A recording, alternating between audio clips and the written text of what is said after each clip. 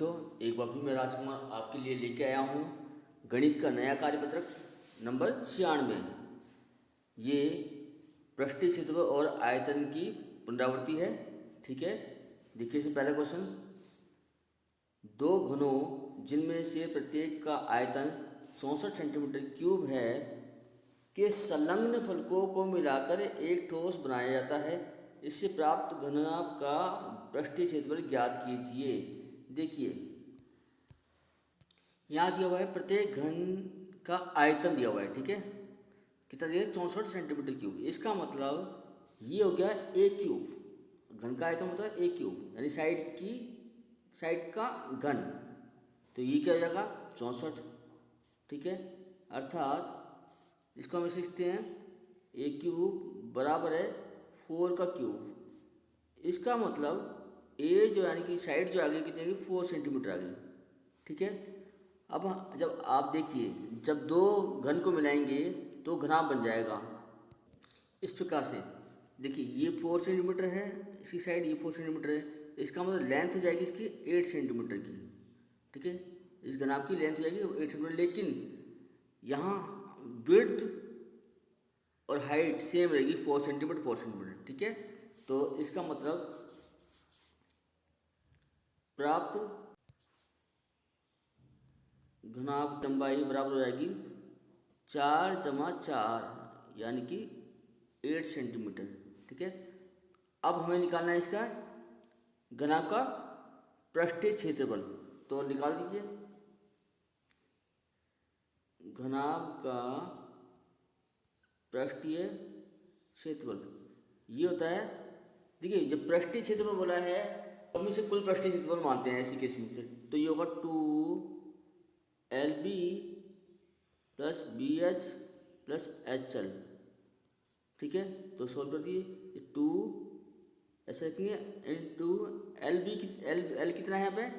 L है हमारे पास 8, जो कि +4 करने पे आया, इंटू 4 प्लस में 4 इंटू में 4 हो जाएगा, प्लस फिर BH के बाद HL आएगा, HL में दोबारा L आ जाएगा, तो 4 इंटू L यानी कि 8। तो यह आ जाएगा कितना? 2 ऐसे का, और यहाँ आ जाएगा 32 प्लस 16 प्लस 32। ठीक है, आज आप उसको प्लस करेंगे तो ये सोल्व करेंगे तो आगे क्या आएगा? 2 इंटू कितना आ जाएगा? ये आ जाएगा 32 इंटू 32 64 प्लस 16 यानी कि 80। ठीक है, यानी कि ये जगह 160 सेंटीमीटर स्क्वायर। ठीक है, ये पहला क्वेश्चन हो गया है।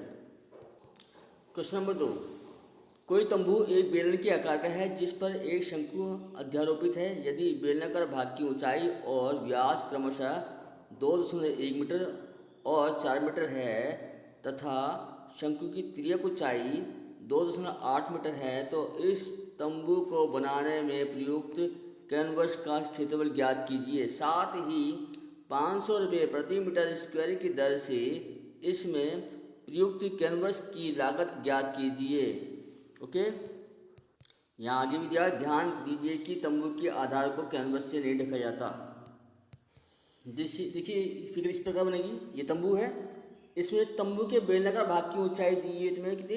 2.1 मीटर, यानी ये तुम्हें दी है। ठीक है, और तंबू का व्यास जो दिया हुआ है वो कितना दिया? 2 मीटर, यानी ये 2 मीटर पूरा दिया हुआ है। तंबू के शंकुआकार भाग की ऊंचाई तिर्यक ऊंचाई दी है, यानी कि L दी हुई है 2.8 मीटर। ठीक है, अब हमें निकालना है कि इसमें जो कैनवस लगा है उस कैनवस का क्षेत्रफल क्या है। चलिए करते हैं। तंबू में प्रयुक्त कैनवस का क्षेत्रफल बराबर है, क्या होगा? एक तो CSA होगा, CSA ऑफ यानी कि बेलनाकार भाग का CSA, यानी कि बेलन का CSA हो गया। CSA का मतलब वक्र पृष्ठ क्षेत्रफल। ठीक है, प्लस में शंकुआकार भाग का पृष्ठीय क्षेत्रफल, यानी कि सी एच से। ओके, तो सोल्व कर देंगे इसे। तो ये क्या आ जाएगा, बेलन का सी एच से यानी बेलनाकार भाग का सी एच से वक्र क्षेत्रफल जो होता है वो होता है 2πr/h। शंकुकार भाग का सी एच से यानी वक्र क्षेत्रफल होता है πr/l। वैल्यू इसमें πr कॉमन है, तो यहाँ आ जाएगा 2h प्लस में यहाँ पे l। ठीक है, अगला स्टेप वैल्यू पुट कर दीजिए। पाई 22/7 होता है। r हमारे पास जो है वो डायमीटर का हाफ, r क्या दिया हुआ है, यानी त्रिज्या दी है, क्या दिया, तंबू की त्रिज्या, यानी r बराबर होगा d/2 यानी कि 4/2 2 सेंटीमीटर, 2 मीटर सॉरी। तो 2 मीटर जो है इसकी डिश हो जाएगी, तो 2 यहाँ लगा देंगे। ठीक है, इंटू में 2h, 2 इंटू में h क्या दिया हुआ है, h हमारे पास दिया है, h जो है वो बेलनाकार भाग की ऊंचाई है, तो वो है 2.1 प्लस l यानी कि स्लांट हाइट ऑफ कोन, शंकु की त्रिज्यक ऊंचाई 2.8।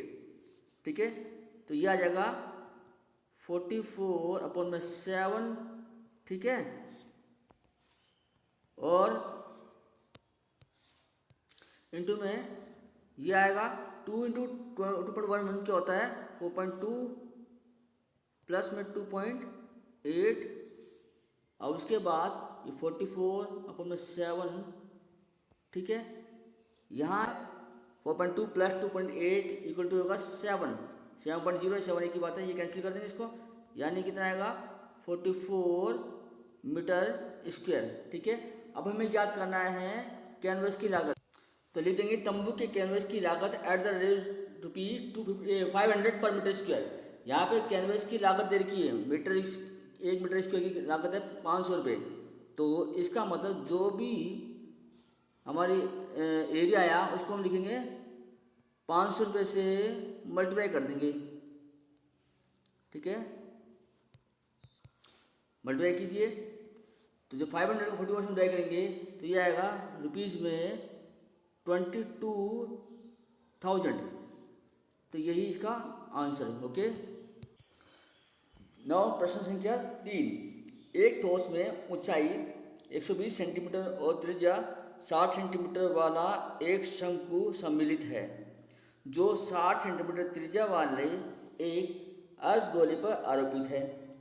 इस ठोस को पानी से भरे एक लंबवृत्तीय बेलन में इस प्रकार सीधा डाल दिया जाता है कि ये बेलन की तली को स्पर्श करे। यदि बेलन की त्रिज्या 60 सेंटीमीटर है और ऊंचाई 180 सेंटीमीटर है तो बेलन में शेष बचे पानी का आयतन ज्ञात कीजिए। देखिए, इसकी फिगर ऐसे बनेगी कुछ कि इसमें जो 120 सेंटीमीटर ऊंचाई जो है वो शंकु की है, यानी कि यहाँ से लेके यहाँ तक 120 है ये। ठीक है, और त्रिज्या दे रखी है कितनी 60 सेंटीमीटर, ये यानी कि ये जो यहाँ से लेके यहाँ तक ये त्रिज्या है 60 सेंटीमीटर। Okay, this is 60। ठीक, जो 60 सेंटीमीटर त्रिज्या वाला एक अर्धगोले पर, तो अर्धगोला नीचे दिया हुआ है, इसकी त्रिज्या भी सेम है। इस ठोस को पानी से भरे एक लंबवृत्तीय बेलन में सीधा डाला जाता है, जिसकी जो तली से छू जाता है। तो यदि बेलन की त्रिज्या 60, तो इसकी त्रिज्या भी सेम है, और ऊंचाई जो है वो कितनी है, वो 180 है। देखिए 120 ये होगी, और यहाँ त्रिज्या अगर देखें तो ये 60 है, तो इसका मतलब टोटल जो है 120 प्लस 180, 120 प्लस 60, ये 180 हो जाएगा। तो ये बराबर है। ठीक है, इनकी दोनों टोटल हाइट जो है वो बेलन की हाइट के बराबर है, यानी कि दोनों की ऊंचाई बेलन की ऊंचाई के बराबर है। चलिए करते हैं इसको। ये हमने लिख दिया, ठोस की त्रिज्या जो है 60 सेंटीमीटर है, ठोस के शंकु की ऊंचाई h1 मान लिया, इसे ये है 120 मीटर। ठीक है, ओके, 120 सेंटीमीटर ये शंकु की ऊंचाई, मीटर नहीं है। बेलन की ऊंचाई देखिए हमने इसे मान लिया h2, वो दी हुई है 180 सेंटीमीटर। ठीक है, अब जो इस ठोस को बेलन में डाला जाता है तो जब ये पानी से भरा होता है तो पानी कुछ निकल जाता है, बाकी जो कुछ बच जाता है, तो शेष बचे पानी का आयतन हमें निकालना है। तो कर देते थे। तो लिखेंगे बेलन में बचे पानी का आयतन बराबर होगा बेलन का आयतन,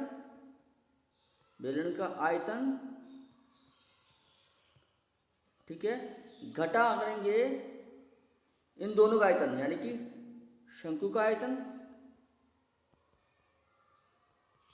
जमा अर्धगोली का आयतन। ओके, कर दीजिए इसे। तो ये होगा बेलन का आयतन होता है पाई आर स्क्वायर, यहाँ H2 ले लेंगे क्योंकि हाइट इसकी H2 मानी में, माइनस शंकु का आयतन होता है 1/3 पाई आर स्क्वायर H1, हमने इसकी हाइट को H1 माना, प्लस अर्धगोले का आयतन होता है 2/3 पाई आर क्यूब। सबकी रेडियस जो है बराबर है, त्रिज्या सबकी बराबर है। तो अब यहाँ हम करेंगे पाई आर स्क्वायर H2 ऐसे लिख देंगे। यहाँ पे कॉमन है, देखिए पाई आर स्क्वायर और 1/3 पाई आर स्क्वायर कॉमन है इसमें, तो 1/3 ऐसे ले लेंगे और ये into pi r square common लिया, तो बचेगा यहाँ H1 प्लस में यहाँ बच जाएगा कितना 2R। ओके, अब इसे इसमें भी यहाँ भी कॉमन है, देखिए पाई आर स्क्वायर अभी भी कॉमन है, पाई आर स्क्वायर यहाँ से कॉमन लेंगे तो ये यहाँ बचेगा H2, ठीक है, माइनस यहाँ बचेगा कितना 1/3, फिर इसके बाद ब्रैकेट में जो बचा वो क्या है H1 plus 2R bracket close, और ये जो बड़ी ब्रैकेट है वो भी क्लोज कर देंगे, ठीक है। अब इसके बाद देखिए आगे क्या करना है, पाई की वैल्यू है 22/7, ठीक है, आर जो दी है आर है 60, ठीक है, तो यहाँ लिख देंगे 60 का स्क्वायर, ठीक है, ब्रैकेट में H2 हमारे पास है 180 माइनस 1/3 ब्रैकेट में H1 120 है प्लस 2 इंटू आर फिर 60 है, ब्रैकेट क्लोज कर दीजिए। तो यहाँ आ जाएगा 22/7 इंटू में 60 का स्क्वायर 3600 हो जाएगा, ठीक है, ये 120 चल रहा है साथ में ब्रैकेट के अंदर, ये 1/3 ऐसे लिखेंगे, और ये हो जाएगा कितना 120 ये हो जाएगा, 2 इंटू 60 ये भी 120 हो जाएगा, तो यानी 240 हो जाएगा, 240, ठीक है, और ये इसको कैंसिल कर देंगे, ये आएगा 80, ठीक है। अब इसके बाद देखिए ये 22/7 3600, ठीक है, इंटू में ये 180 में से 80 माइनस करेंगे तो ये आएगा 100, तो यहाँ पे 100 हो जाएगा, ठीक है। नेक्स्ट देखिए 7 कैंसिल तो होने रहा है, इसलिए हम 22/7 को 3.14 लिखते हैं, 3.14 इंटू में 3600 इंटू में 100, जब 3.14 को 100 से मल्टीप्लाई करेंगे तो ये हो जाएगा 314 इंटू में 3600। अब इसको आप मल्टीप्लाई कर देंगे तो इसका मल्टीप्लिकेशन जो आ जाएगा वो आ रहा है 11,30,400 सेंटीमीटर क्यूब। देखिए आप अगर मीटर क्यूब में कन्वर्ट करना चाहते हो इसको, तो 1 मीटर में 100 सेंटीमीटर होता है, तो इसका मतलब 100 सेंटीमीटर क्यूब से इसे आपने डिवाइड करना होगा, यानी कि 10 लाख से डिवाइड करोगे तो इसे ये हो जाएगा आपका कितना 1.130 मीटर क्यूब हो जाएगा, जो कि बराबर होता है 1.13 kilolitre. Okay, this is the answer. तो ये बेलन में बचे शेष पानी का आयतन आ जाएगा। तो इस प्रकार ये वर्कशीट तैयार हो गई है और आशा करते हैं ये वर्कशीट आपको समझ में आ गई होगी। अगर वर्कशीट समझ में आई तो अपने दोस्तों को जरूर शेयर कीजिए और इस वीडियो को जरूर लाइक कीजिए, और अगर कोई कमी रहेगी तो हमें कमेंट्स करके बताइए ताकि आगे के लिए हम सुधार कर सकें। अगली वीडियो के साथ फिर मिलेंगे, तब तक के लिए नमस्कार।